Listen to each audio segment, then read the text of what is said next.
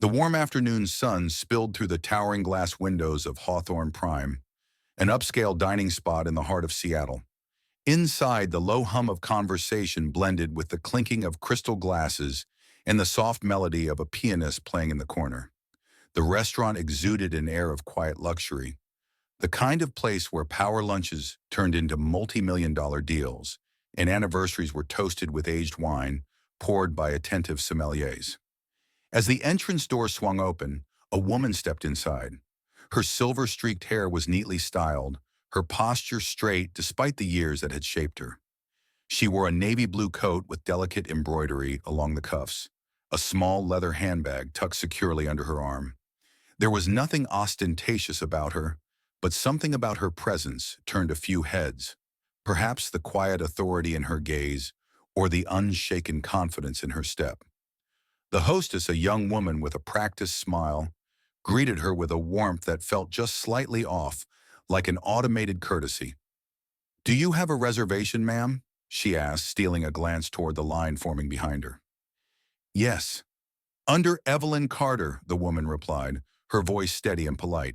The hostess scanned the list, nodded, and led her toward a table tucked near the kitchen. Not exactly prime seating, but Evelyn didn't complain. She sat gracefully, folded her hands on the polished wood table, and glanced at the menu. Around her, servers glided between tables, delivering perfectly plated entrees and refilling half-empty glasses before their owners even noticed. Minutes passed, then several more. Her assigned waiter, a tall man in his late 20s named Brandon, walked past her table without so much as a glance. When he finally approached, his smile was thin, his tone clipped. "Sorry for the wait. We're a little slammed right now. I'll be back to take your order in a bit." Evelyn nodded, thanking him with quiet grace. She had no intention of making a scene. Yet as she sat there, water glass empty, patience unbroken, the weight of unspoken judgment filled the air. A few diners stole glances in her direction. A woman at a nearby table leaned toward her companion, whispering something before both subtly turned to observe her. Still, Evelyn Carter remained composed. This wasn't the first time she had encountered this kind of treatment, and it wouldn't be the last. "Are you a true viewer? Prove it by commenting one below." Evelyn Carter sat quietly, her fingers resting lightly on the edge of the menu. The rhythmic clatter of silverware and the occasional burst of laughter from nearby tables filled the space around her. Yet at her own table, there was nothing but stillness. Brandon, the waiter assigned to her section, moved through the room with ease, flashing a friendly smile at a group of young professionals at a table near the window. He took their orders swiftly, nodding along as one of them made a joke that drew chuckles from the group. Another table, seated well after Evelyn's arrival, received their appetizers almost immediately. Still, her table remained untouched. She wasn't in a rush. She never was. But there was something unmistakable about the way time stretched longer when you were being ignored. A few more minutes passed, then a few more. Brandon walked by again, his eyes scanning the room but skimming right over her. Evelyn caught a brief exchange between him and another server. A slight smirk, an unspoken joke shared at her expense. She turned her gaze downward, inhaled slowly, and exhaled just as gently. It wasn't the first time, it wouldn't be the last. When Brandon finally returned, his posture was relaxed, but his voice carried an edge of impatience. "Sorry, we're a little understaffed today," he said flatly. "Might be a while before I can get to you." Evelyn offered a small, polite smile. "Take your time," she said, her tone betraying none of the frustration she had every right to feel. Brandon nodded, already looking away before she had even finished speaking. Across the room, at a corner table near the bar, a man in his late 30s set down his glass of sparkling water. His sharp eyes had been watching the interaction closely. He had noted every slight hesitation in Brandon's demeanor, every moment of dismissal. His fingers tapped lightly against the table, his expression unreadable. For now, he stayed silent. Evelyn shifted slightly in her chair, her back still straight, her hands still folded neatly in her lap. Around her, the service moved seamlessly. Fresh glasses of wine poured, plates whisked away, subtle yet attentive movements that defined a place like Hawthorne Prime. But not for her. A young woman at a nearby table nudged her partner, her voice barely above a whisper. "Why hasn't that table been served yet?"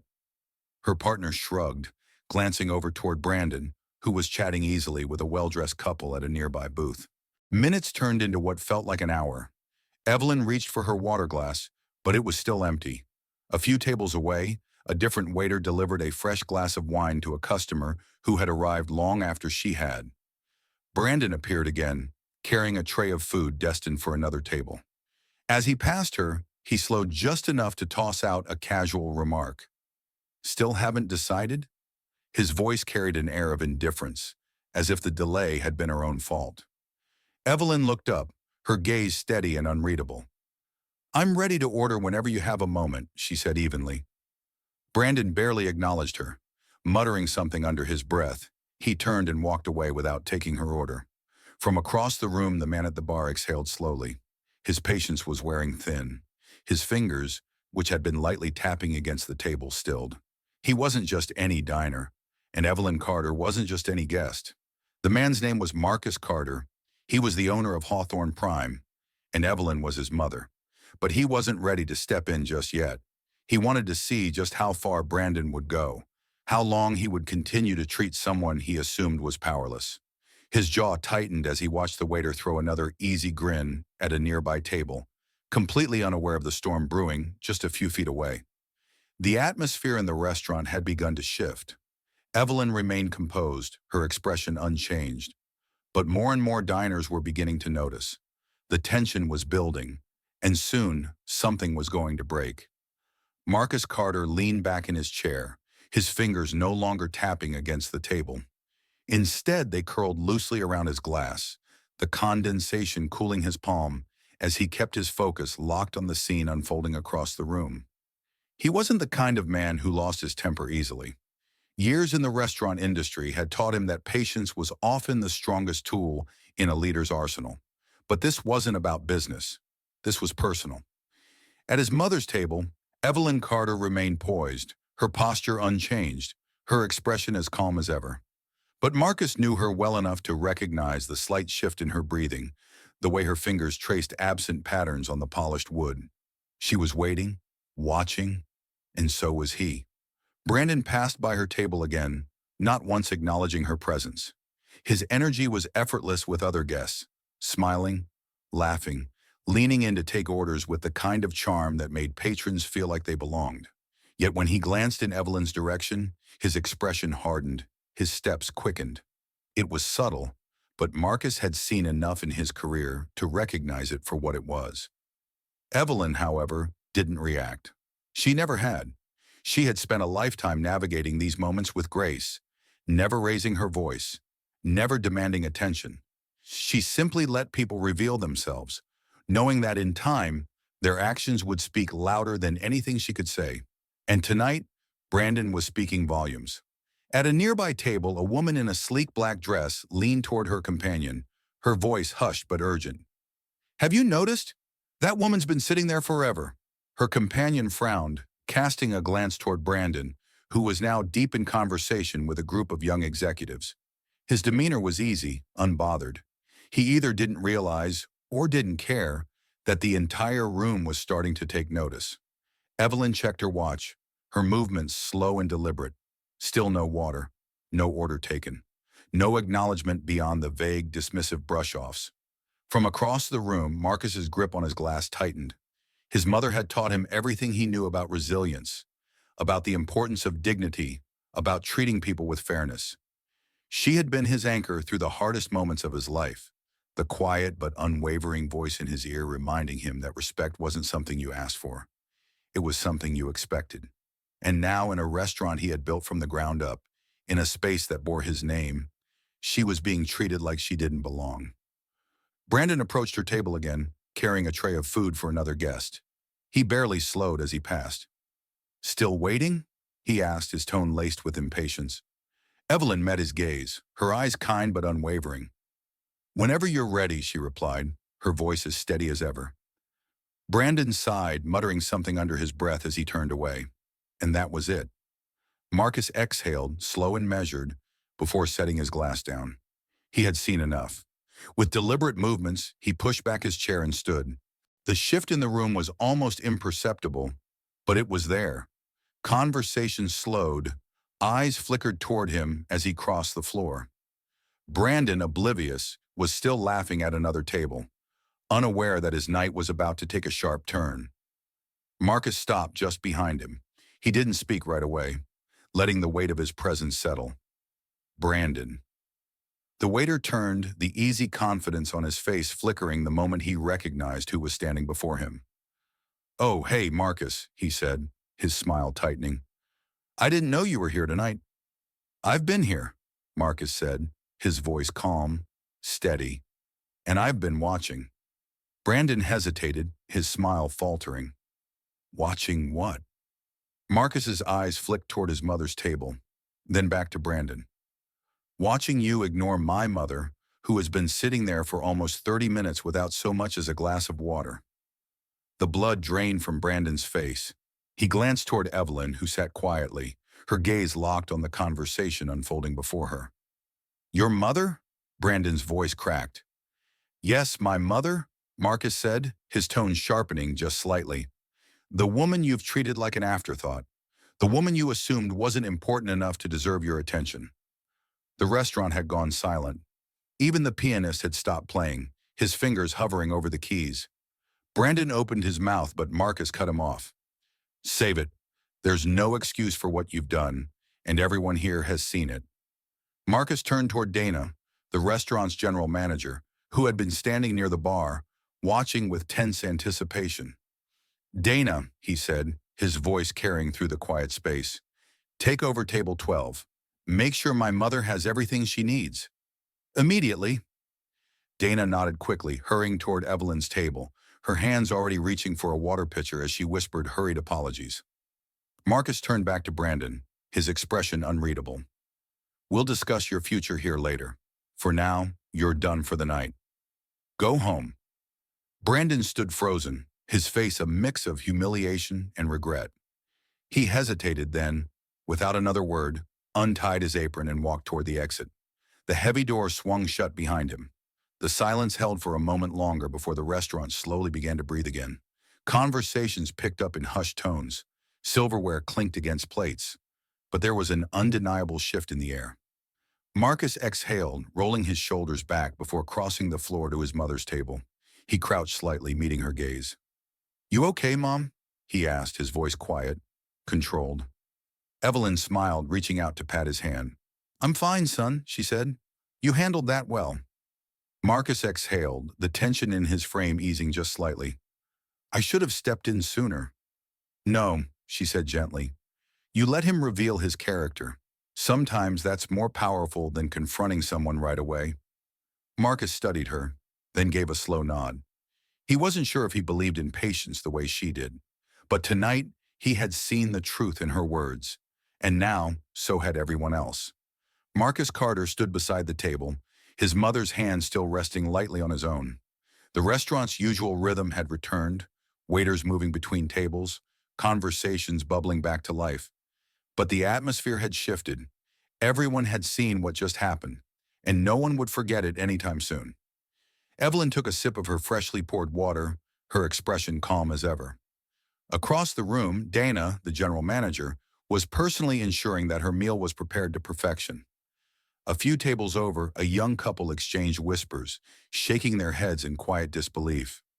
Marcus straightened, his gaze sweeping the restaurant before landing on Dana, who approached cautiously, her expression a mix of professionalism and unease. "I'll make sure she's taken care of," Dana assured him, her voice low but firm. "This won't happen again. It never should have happened in the first place," Marcus replied, his voice measured. Dana swallowed and nodded. She knew there wasn't an excuse, and Marcus wasn't interested in hearing one. Brandon, meanwhile, was gone, his absence leaving a heavy imprint on the space. But Marcus wasn't done yet. His staff had just witnessed what happened. Now they needed to understand why it mattered. He turned, scanning the faces of his employees. Some looked away, busying themselves with their tasks, while others met his gaze, waiting. "Everyone," he called out, his voice carrying across the dining room. The movement in the restaurant slowed. Servers paused mid-step. Even the pianist let his fingers hover over the keys. "I want you all to take a good look around," Marcus continued, his tone firm but not raised. A few moments ago, a guest in this restaurant, my mother, was ignored, dismissed, and treated like she didn't belong. Not because she was rude, not because she was demanding, but because of an assumption. He let the words settle. In this business, we serve people. All people. That's not optional. That's the foundation of who we are. A few heads nodded. A few others shifted, uncomfortable under the weight of his words. Some of you might think what happened tonight was just a mistake, a bad waiter making bad choices. But it's bigger than that. It's about culture, about the kind of place we want this to be. And that starts with us. Dana stood nearby, arms crossed, her expression serious. There is no room for bias here. No room for arrogance. No room for the kind of thinking that lets someone believe respect is something you only give to certain people. If that's a problem for you, then this is not the place for you to work. The weight of his words pressed down on the room. Marcus let his gaze pass over his staff once more, before finally exhaling, rolling his shoulders back. He had said what needed to be said. Now it was up to them to carry it forward. He turned back to Evelyn, who watched him with quiet approval. "You ready to eat, Mom?" he asked, his voice softer now. She smiled. "I believe I am." Dana, stepping back into her role as manager, nodded and motioned toward the kitchen. Within moments, Evelyn's meal was brought out, plated with meticulous care. She accepted it with the same quiet grace she always had, offering Dana a small nod before turning her attention to the dish in front of her. Marcus sat down across from her, but his thoughts remained elsewhere. At a nearby table, the young couple who had been watching earlier leaned toward each other again. "I can't believe he treated her like that," the woman murmured. "It makes you think," her partner replied. "How often does this happen when no one's paying attention?" Marcus heard them. Their words stayed with him, because they were right. This wasn't just about what happened tonight. It was about every moment like it that had gone unchecked. Every time someone like Brandon made a choice about who mattered and who didn't. Every time someone sat at a table, just like his mother had, and waited longer than they should have, for no reason other than the color of their skin or the assumptions in someone else's mind. It wasn't just about this restaurant. It was about the world outside its doors. Evelyn took a bite of her meal, then looked at him with a knowing smile. "You've built something beautiful here, son. But remember, a place like this isn't just about food or ambiance. It's about how people feel when they walk through those doors." Marcus nodded, her words landing heavy in his chest. "I know, Mom. I let you down tonight." She shook her head. "No, you didn't. You gave everyone here a chance to see the truth, and you handled it with integrity. That's what matters." Marcus exhaled, glancing around the restaurant. The staff seemed more attentive now, more aware. Not just because they were afraid of making a mistake, but because they had witnessed the consequences of complacency. As Evelyn finished her meal, Marcus walked her to the door, holding it open as she stepped into the cool Seattle night. They stood together for a moment, bathed in the warm glow of the restaurant's exterior lights. "You did good, son," she said. Her voice carried the kind of warmth that softened even the hardest of moments. Marcus smiled faintly. "I just wish it hadn't happened at all." She placed a gentle hand on his arm. "What matters is how you responded. You gave everyone in there something to think about, something they'll carry with them. That's the real change." He watched as she made her way toward the car waiting by the curb. Before getting in, she turned back and offered him one last smile. Inside, the staff worked quietly to close for the night. The earlier incident still lingered in their minds. Dana gathered the team for a brief meeting, her tone serious yet constructive. "What happened tonight is a wake-up call," she said. "Not just about how we treat our guests, but about the culture we're creating here. Every person who walks through those doors deserves respect. No exceptions." The staff nodded, their expressions solemn. Brandon's absence was palpable, a reminder of what happens when prejudice replaces professionalism. Marcus glanced around the emptying dining room, the night's events still weighing on him. But they also reaffirmed something. Hawthorne Prime wasn't just about fine dining. It had to be a place where dignity and kindness were served alongside the finest meals. For the guests who had witnessed it all, the night would linger in their minds. They had come for a meal, but they had left with a story about respect, a story about standing up. and a story about the quiet strength of those who refuse to let injustice define them. The night at Hawthorne Prime was winding down, but the weight of what had happened still lingered in the air. The last few diners finished their meals, their voices hushed, their glances still flickering toward Marcus Carter, who sat across from his mother. Evelyn Carter dabbed the corners of her mouth with a linen napkin, her movements as composed as ever. If she carried any resentment for the way she had been treated earlier, she didn't show it. That had never been her way. Marcus, however, felt it for her. The anger had simmered to a slow burn now, but it was still there, sitting heavy in his chest. He knew she wasn't the only person who had ever been ignored like that. She wouldn't be the last. But tonight, it had happened under his roof, and that was something he couldn't let slide. Dana approached the table, standing a little straighter than usual, her expression somewhere between regret and resolution. "I just want to personally apologize again, Mrs. Carter," she said. "That never should have happened." Evelyn offered a small, knowing smile. "Apology accepted, dear." Dana nodded but didn't move right away. There was something else on her mind. "I want you both to know we're going to address this. Not just tonight, but moving forward," she said, glancing at Marcus as if waiting for his approval. "This can't be who we are." "It won't be," Marcus said, his tone firm. Evelyn gave her son a look, a quiet approval in her eyes. "Good," she said softly, "because a place like this isn't just about food and service. It's about the kind of experience people walk away with, and that starts with how they're treated the moment they step through the door." Dana nodded again, absorbing the words before excusing herself to oversee the rest of the night's closeout. As the restaurant emptied, Marcus and Evelyn sat together for a moment longer, the hum of conversation replaced by the quiet clatter of dishes being stacked in the kitchen. Evelyn reached across the table, resting her hand over her son's. "You know, Marcus, tonight was an important night," she said. He huffed a quiet laugh. "I wouldn't call it a great one." "No, not great," she agreed, "but necessary." Marcus met her gaze. "How do you do that? Stay so calm?" Evelyn tilted her head slightly, thinking. "You learn over time that anger is easy. It flares up, makes you feel powerful for a moment. But real change? That takes patience. It takes letting people show you who they really are, and holding them accountable when they do." Marcus let her words settle. Inside, the staff gathered near the bar for an impromptu meeting, their post-shift energy subdued. Dana stood at the center, her arms crossed as she looked over her team. "Tonight was a wake-up call," she said, echoing her earlier words. "Not just about how we treat guests, but about the culture we build here. Every single person who walks through those doors deserves respect. No exceptions." No one spoke, but the message was clear. Some looked uncomfortable, some ashamed.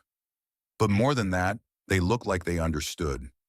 "This isn't about pointing fingers," Dana continued, "but we all saw what happened tonight, and I don't want to see it happen again.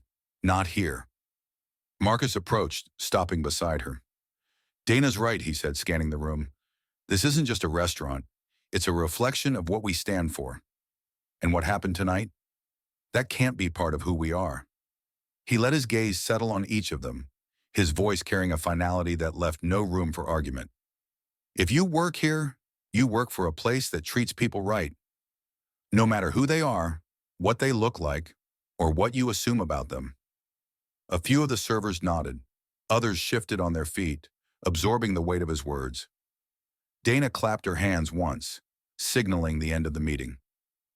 "All right, let's finish up, and let's be better." As the staff dispersed, Marcus turned back toward the dining room.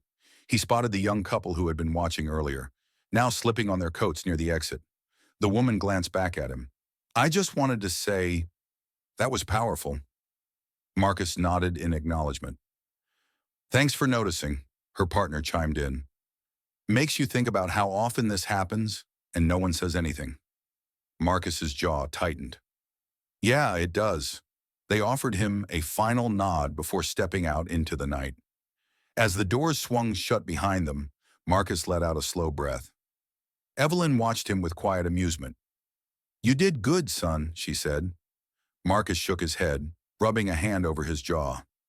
"I don't know. It shouldn't have happened at all." "No, it shouldn't have," Evelyn agreed. "But it did. And what matters is how you responded. Marcus exhaled, his shoulders relaxing just a fraction. She patted his hand once more before rising to her feet. Now walk me to my car. Marcus smiled, shaking his head as he stood. Yes, ma'am. He held the door open for her as they stepped outside, the cool night air wrapping around them. As Evelyn got into the waiting car, she turned back to him one last time. Remember, change starts small, but it starts with people like you. Marcus watched as the car pulled away, her words settling deep in his chest. Inside, the last of the staff was finishing up. Dana locked up the register. A busser wiped down the final table. The lights dimmed, signaling the end of another night. But tonight had been different. The restaurant had been shaken, its foundation tested. And in its place, something stronger had begun to take shape.